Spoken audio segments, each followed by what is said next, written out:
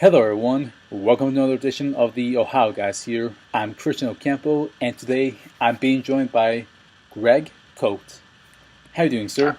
I'm doing well. It's actually pronounced Cody. Oh, Cody. Okay, Cody. My mistake. That's cool, man. No one ever gets it right the first time. You're good. All right. Well, Mr. Cody, we have some questions we'd like to ask you.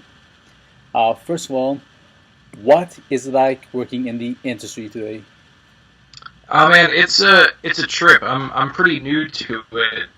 I've only been really actively going pretty hard, I guess, over the last year or so. I'd say maybe 2 years almost. But it's great. I mean, I'm not at. I have one pretty good sized lead that people know me for. The rest I'm just sort of like around in some other larger shows that Sentai has. But it's all been good. It's just it's an interesting community that I've become a part of. Really, is the biggest thing that I can say about it. The work is not that dissimilar from other acting jobs that I've had, but the community around it is very different. And sort of I'm primarily a theater actor. So a lot of my interaction with people who are ingesting my work is immediate, either like if I'm doing a comedy, I do a joke and they laugh, or at the end of a show, I go out and I talk to people, but with this, I will record something and then anywhere between 2 to 10 months later, I'll get one tweet from somebody that's like, hey, good job. And it's like, all right, thanks. That's, especially because I'm not, on a necessarily like by any means star or celebrity level of voice acting. A lot of my stuff is like there's like 15 people that are really excited that this show is getting a dub. Haikyuu was a little bigger, obviously. People were really into Haikyuu, and that's really the only reason I think anyone knows who I am, was doing that. And then I've done a couple other things that I've done small parts in shows that like the people who love the show really love the show, and the people who don't really know about it. So like those people who love the show have been really awesome and have said really wonderful things. But I think that's the most interesting thing for me about working in the industry is like I have no concept of whether people ever see the things that I do. I just put them out there, and then every now and then I'll get someone on Twitter or on Facebook or something, or the fine people at the Ohio Guys podcast will ask to talk to me, and it's an interesting difference from my usual, I guess, instant gratification, kind of. Yeah. So, obviously you know about us, about how we do the questions. So, here's what we have for you. So, during your time in the industry, what is your favorite show you have worked on? I mean, it's definitely, it's got to be Haikyuu. It's the show that got me noticed by even other people at Sentai. It's the show that got me in with a lot of the fans of the anime community. It's great, and also like I just love playing Tanaka. Like I just love being him. It's so fun to do. He is. I love being that guy. But then there's also like my favorite thing to do. Even as much as I love playing Tanaka, like that's my favorite show that I've done. But my favorite thing to do is when I get to go in and be like 7 different people for like additional voices. I get to go in and like the first line I ever recorded. I don't remember what show it was in, but I remember I was a guard. And the first line I ever recorded when I did my first voiceover was, "You can't go in there." I remember that just like, and that still is some of my favorite stuff to do. Like go in and yell at somebody, or do some scream and dies, or just do some walla. I did a show that was, I think it's called Ohuru Machine Gun. I'm really bad at the Japanese words. I'm sure some of the fans of any of my dubs know that I'm not great at the Japanese words, and I'm really working on it. But it was this like essentially like host club mixed with airsoft sports anime. It's okay, but I had to do background voice throughout the series, and I just decided that I was going to be the same guy in every background scene. So I had this whole saga about this guy needing new goggles, and that was like what I did for the whole day. We just went in and recorded all these things, and it was like, oh man, yeah, I gotta get new goggles. These aren't working for me. And then we do episode 2 background, and it'd be like, hey, did you see them? I got some new ones. They're pretty cool. And like, you could never see it, but it was always just part of these background things. So if people go back and watch that show, listen for the story of the goggles throughout the episodes, because he's in every one, and it has a whole arc to it. So yeah, my favorite show that I've done is definitely Haikyuu. I also happen to think it's a really good show. I've watched a lot of it since it came out, and I really like it a lot. And the community is really cool, but my favorite thing to do is those background vocals and like being 7 different people over an hour. It's a good time. All right. Another question we have for you, and this one came back during the winter season. What was like working on Typhoon Noruda? Typhoon Noruda was really cool. It was directed by John Swayze, who I love working with. We worked together a lot lately, which has been really great. And he sort of had me in for a couple of those. He also directed me in Yona Yona Penguin, which was a weird animated flick that I did. I guess they're all animated, but like it's like 3D animation. Like it's not anime. But the Typhoon Naruto was really cool. I was one of 3 characters essentially in the whole show, whole movie. And the interesting thing and sort of difficult thing about recording that one was my character was on screen a lot less, but every time he showed up, he had been going through different things.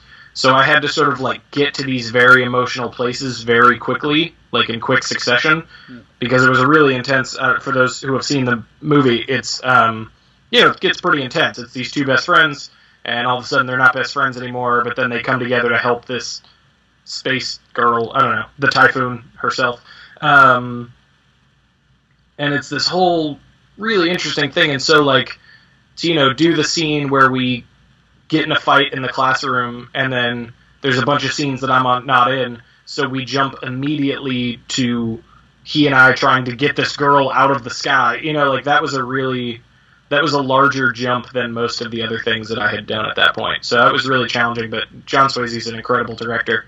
And it was really easy to act against Adam Gibbs, who was the other lead in that, and he and I have actually known each other for a long time.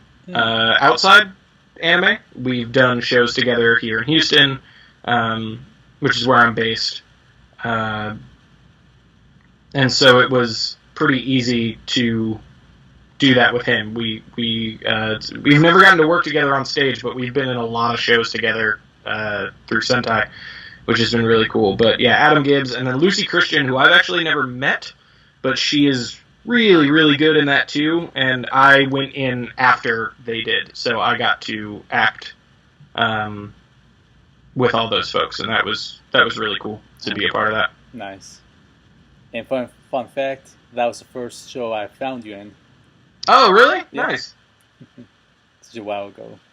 Well, good. I'm glad you liked it then. That's nice. Yeah, it's a good movie. All right, and since you already talked about Haikyuu, what was it like working on that show? Oh man, that was crazy. It was the first lead that I've ever gotten. Usually what would happen in the rest of my career, and actually still sort of is I'm usually like, if there's a series, like a 12-episode series, I'd usually be like the main bad guy for one episode. That happened in the Machine Gun. It happened in, I think, Chaika the Coffin Princess. Some like random dude for 2 episodes, and then I would do a bunch of additional voices. But they called me in, and I had no idea, like, it was before I was at all really any part of the community, so there was no, like, buzz around it for me. I didn't know about it. And they called me, and they were like, hey, we need to schedule some time. And usually they'd schedule, like, 1 to 3 hours, and, like, I was really psyched about 1 to 3 hours, and they called, and they were like, so it's 24 hours? And I was like, what? so that was really cool to, finally get my first lead. And then I did some Googling once they told me what show it was, and I was like, oh, damn, people are really excited about this show. This is cool. This is going to be my first, big show. And it was so fun to work on, and Kyle Jones directed that, and he and I work really well together. And I'm so glad that he put me as Tanaka. I immediately identified with him. I watched a few episodes before I went in, and I really, really liked him. And it's the most fun. I would do Haikyuu forever if I could. If they just keep making infinite seasons of that show, I would totally be Tanaka for forever. It's really fun. I really want season 3 to come through. I don't know who has it. I have no knowledge of season 3, what's going on with that, dub-wise, but I so hope that Sentai gets it again and that they invite me back again, because I loved doing season 1 and 2 so fast after each other. And the best thing about the show is I got really into it even while we were doing the recording, and thankfully because Tanaka is in so much of the show, I got a real sense of the storyline, which was really cool, because so often, if I'm just in 1 or 2 episodes, I don't really have any concept of what the show's about other than the blurb they give me before we start. But this time, I could sort of see the show, I could get the arcs of the characters and see how the relationships worked. And that was really nice to do. Because again, that's one of the big differences between doing stage acting. You do the whole thing the whole time through, every time. So you go through that emotional journey every single time, but sometimes you have to come in for this one guy, and the storyline is that he's been, downtrodden for decades, and now he's finally exploded, and so you have to get to that in 4 seconds when they hit go. But Tanaka, I was able to work through stuff and grow with, getting to meet Noya and getting to do, the stuff, watching Hinata get better, and Kageyama, and all just seeing all these different people, their characters grow while I was recording was really helpful. And the voice talent in that was, I think, incredible. It's a lot of people, again, that I've known for a while, but I was so... every time I'd go in and someone else had recorded, or if I, had done all my stuff before someone else had recorded, and I went back and watched it, and I was just man, it's really good. It was, the dub cast for that, I think, I am so honored to work with those people. It's really good. The best story about working on the show, though, was at the end of season 2. Spoiler alert! I'm gonna spoil something a little bit. So, spoiler alert to those who haven't finished season 2 yet. There is a very exciting ending of season 2. It's really cool, and it has this really long sequence beforehand, before there is this very big celebration between a lot of people on the screen. I've kind of spoiled it, but not all the way. And there's this... Usually what happens when we're doing these, at least the way that my directors of Sentai have worked, is you just sort of if there's a scene where there's a lot of back and forth, you'll do the whole scene, They'll say his line, I'll say my line. They'll say his line, I'll say my line. But if it's one of those scenes where someone just sort of pops up, you don't watch the whole episode, obviously. I'm sure you guys know this after talking with lots of voice actors. But that one, there was this super long, 2-minute sequence where nobody said much of anything. It was just all sort of gameplay.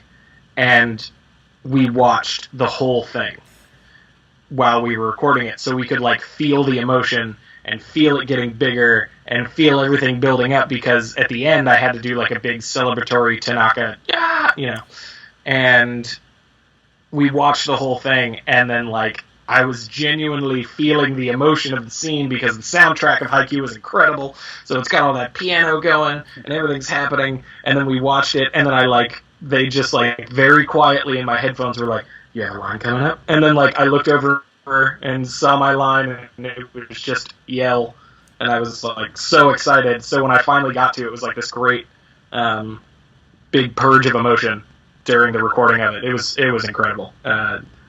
So much of doing that show were things like that, where I was allowed to sort of dive in emotionally to bring as much out of what could be just a very silly character, and make him a three-dimensional person. Yeah, I loved working on Haikyuu. It's like I said, it's my feel lead, and so it will always mean a lot to me. But I just the process was also really incredible. Yeah, I loved it. Excellent. All right, another show that's on high dive right now, the second Dubcast show. What was it like working on Deriku, the animation? Man, that show. I had to play the worst piece of shit in that show. He was such a... God, he's awful. He's just awful. And it was...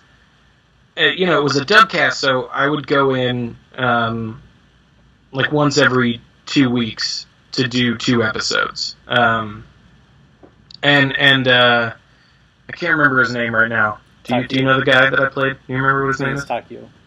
Yes, thank you. I'm bad at that. I apologize.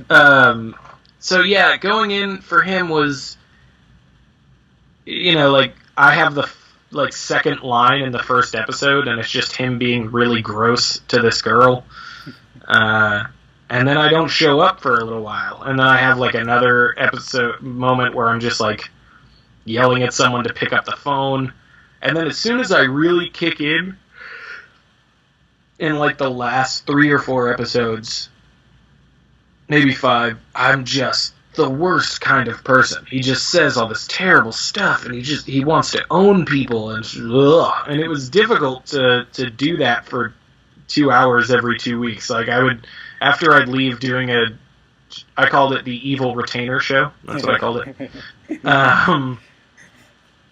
Because it's got the thing. It looks like an evil retainer. Yeah. But every time I'd leave a session recording that show, I would like go get a smoothie, or like see if my wife was free, and I'd like go see her and like just do something nice for myself, because I would leave after I like to dive into the stuff that I'm doing, so I would get into a really just gross headspace and like tighten up my voice so he was so, and then I'd like leave and just feel gross, and I'd be like, I need some boba tea, and I'd go over to get some and make myself feel better, and like go buy a sandwich. Like, I don't know, it was just I did a lot of eating my feelings during the evil retainer show.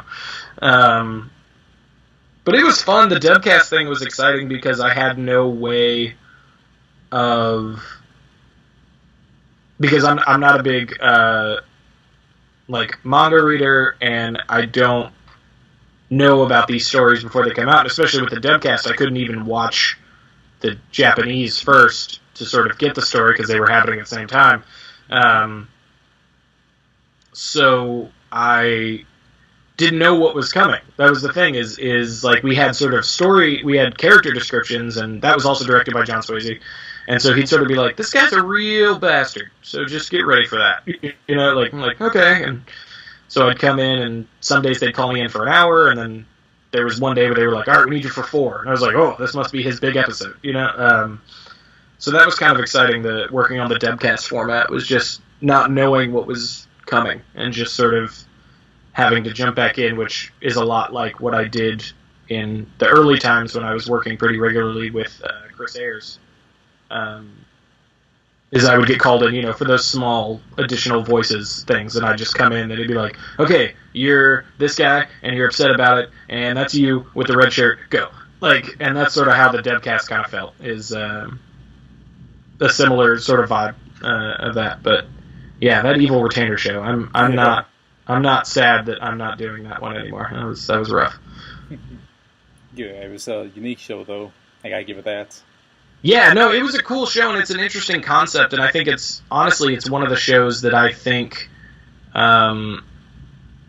is one of the shows that I know that's not super well known. There's a lot of shows that can be used in this argument, but like that anime is not just like a goofy thing for nerds. Like it was a really interesting idea that was going after. It's like if you had the ability to have power over people, what would you do with it? And so like it was interesting to explore that over, multiple weeks in a way that a film about the same kind of stuff would only be able to do over 2 hours. Like, it's, and you can do certain things, obviously, in the show in an animated show that you can't do with people. And so I think it was a really interesting show, and I want to go back and watch the whole thing because, like I said, I missed, like 4 of those middle episodes.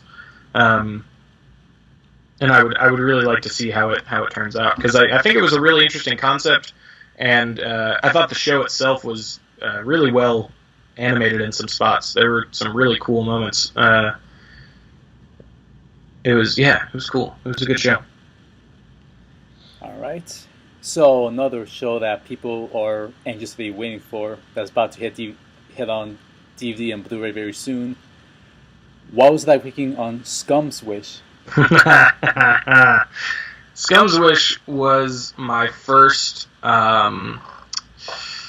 what's the word, I guess. It was the first time I had to be intimate in an anime.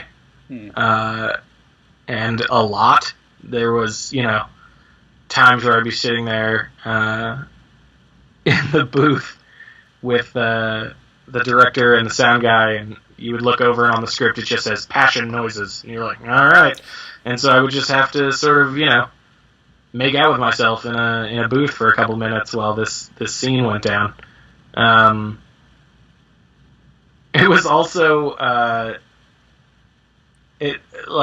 I know I just defended anime as like not a goofy thing, but like, anime's goofy sometimes, and this was a very like emotional teenage love. Oh, the feelings, like so many inner monologues. And the ending song of Scum's Wish, the credit song, is the most anime song I maybe have ever heard. Like, it's so emotional and just like, but then it picks up and it's like the driving, it's crazy. Anyway, that show was great. It was a great show. It's, again, I do think it's an interesting concept. It only seemed to be fan servicey sometimes, which I guess is slightly refreshing for an anime that focuses on young women and men. But yeah, it was a weird thing to sort of work on, and like we just kept like criticizing all the characters' choices while we were like, just talk to her, man. Everything will be better if you just talk to her. And it's like, no, that's not gonna happen. All right, well, go make out with your, whatever. But again, I don't want to spoil anything. But that was another ending that was, we had to watch the whole ending so that I could get to the very emotional place that the ending goes to. But yeah, it was a cool show. The director, Shannon Reed, directed that, who is really wonderful. I really, really like working with Shannon a lot. He sort of he gets it in a lot of ways. He is able to direct me in such a way that it makes things easier for me to like get to certain places. And it was also just fun to sort of make fun of the show with him and Patrick, who was our sound engineer pretty regularly. Yeah, he's a good dude, and it was an exciting time to be in there for. I did it like 4 days in a row. I just knocked it all out in 4 days. And then it was also fun every now and then to hear voices that I knew of these people that I know in the world, and it's like, oh man, I have to. I don't want them to hear me make those noises. Like, that's, It was also the first time that I ever considered using a fake name in a show for the credits, because I'm a teacher. but from what I have gleaned, not a lot of my... I'm a theater teacher, and so you would expect a lot of my theater nerds to be anime kids, too.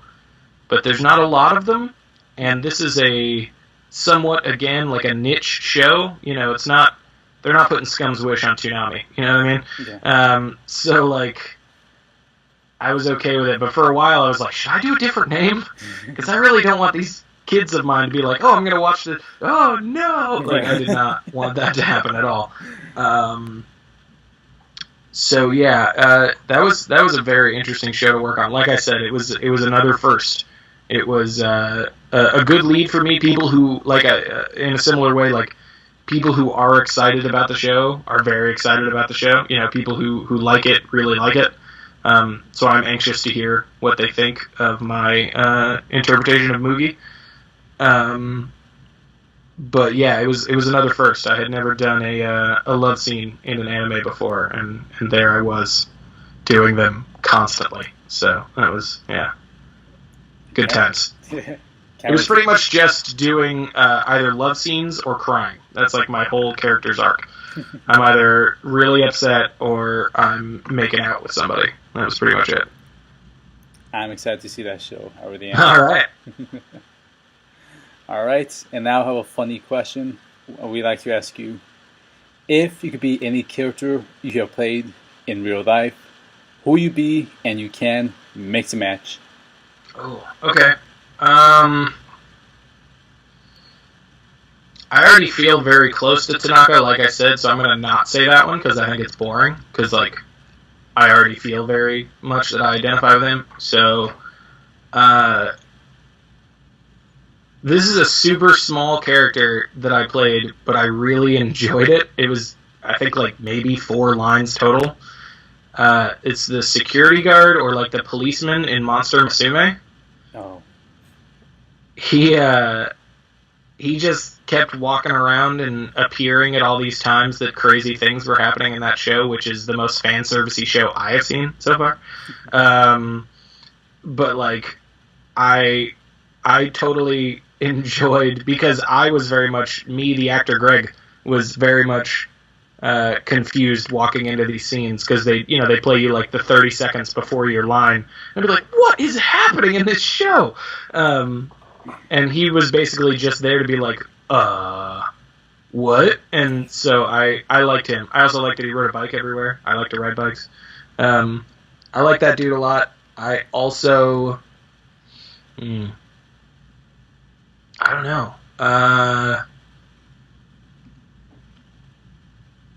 Yeah, I think I'd go with him. I know that's a weird answer, but he was really fun, like, just to do... There was also this dude in Sakamoto. Haven't you heard I'm Sakamoto? I can't remember the name of the guy I played. Hold on, let me look him up. Let me go to my anime news profile. That's where I look up the things that I've forgotten that I've done. Let's see here. Haven't you heard I'm Sakamoto? Oh, Maruyama. I played Maruyama in that. He was this kind of like mob boss in the high school. Mm-hmm. He was really fun to play, and he also kind of looked like my evil twin. Like, they showed me the character on the screen, and I was like, what? Like, I was like, that's, alright, that kind of looks like me a little bit. So that was kind of fun. Yeah, I'd say either the security guard of Monster Musume or Maruyama. Haven't you heard I'm Sakamoto? He was really fun. Oh, wait, no. There was this dude in Flip Flappers. I'm in one episode of that. Okay. And I don't know his name at all. I don't even know if he has a name. He's just this tiny dude. I think he's in the 7th episode, maybe? I don't know. But he's like this little dude, and the girls go into his world, and he has to like help them survive. But he's like this weird evil scientist. Yeah, with all the gadgets. You know what I'm talking about? Yes, he built those mechas. I remember him. Yeah, he built the mechs, and like he had to put them in the mechs. It was this whole thing. Yeah, I played that guy, and that was really fun because I got to do a very different voice than I usually do. he was really fun. That was a fun day in the booth. I did that in a day, and that was very exciting. I like that a lot. I don't know. Those are the three that stick out to me if I was going to be them. All right. Aside from voice acting, you are a co-host for your podcast called Throwing Junk. Yeah. What's it like running a podcast like that? Well, I will first give all the credit to my co-host Daniel Herman. He runs the podcast. He just lets me show up and be annoying. But yeah, it's a baseball podcast. I really, really love baseball. It's one of my favorite things. And so he is very like statistics and in-depth knowledge driven, and I'm more like color commentary, and I do a lot of research on like weird stuff in baseball. So yeah, it's this cool baseball podcast. It's Throwing Junk. It's a good time. I'm recording an episode today, actually. Nice. But it's fun. We talk about baseball. We always do a This Week in Baseball segment. Sometimes we'll have a guest, and then we sort of trade off every few weeks with a different like story or thing. I did a big 2-part episode on mascots and their history within the MLB. When if there's any baseball fans listening, when Suzuki retired, when Ichiro retired, we did a whole episode on his life and stuff like that. But it's fun. It's a good podcast. You know, it's just us talking about baseball for an hour. You may enjoy it. If you like baseball, you will enjoy it. If you don't, I don't think you will. So, you know, it's that sort of makes sense.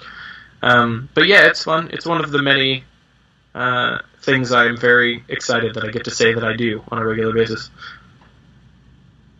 Okay. But yeah, you can follow that at throwingjunkpod.com. You can find us there.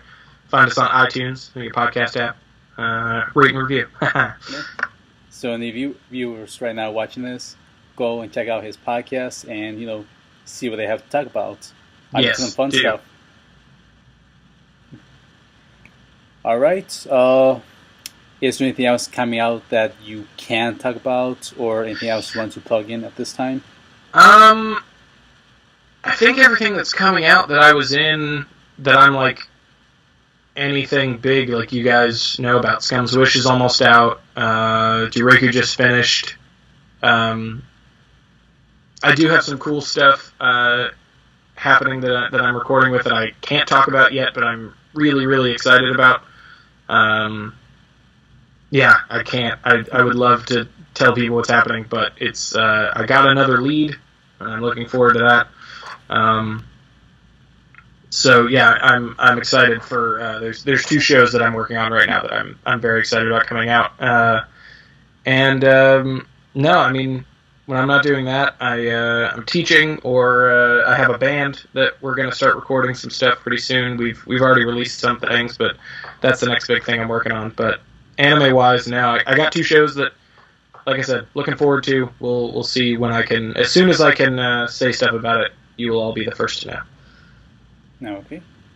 All right, and then last question, and we ask this to everyone: Facebook, Twitter, Instagram, any other social media fans? You can find me. I keep usually my personal Facebook pretty personal. I do have a actor page on Facebook. It's just at Greg Cote, my last name Cote.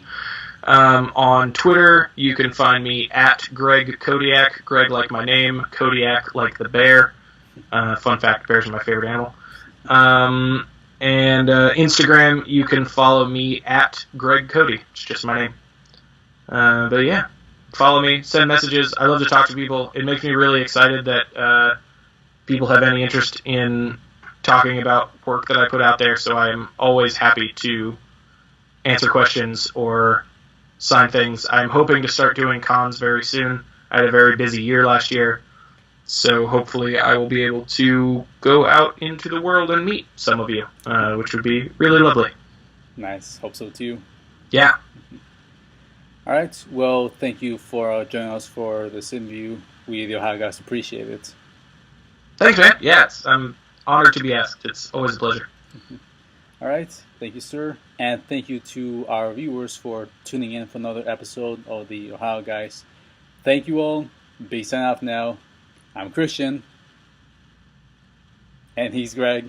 Oh, I'm Greg. Sorry, I'm Greg. Yes. And we all see you next time. Bye-bye.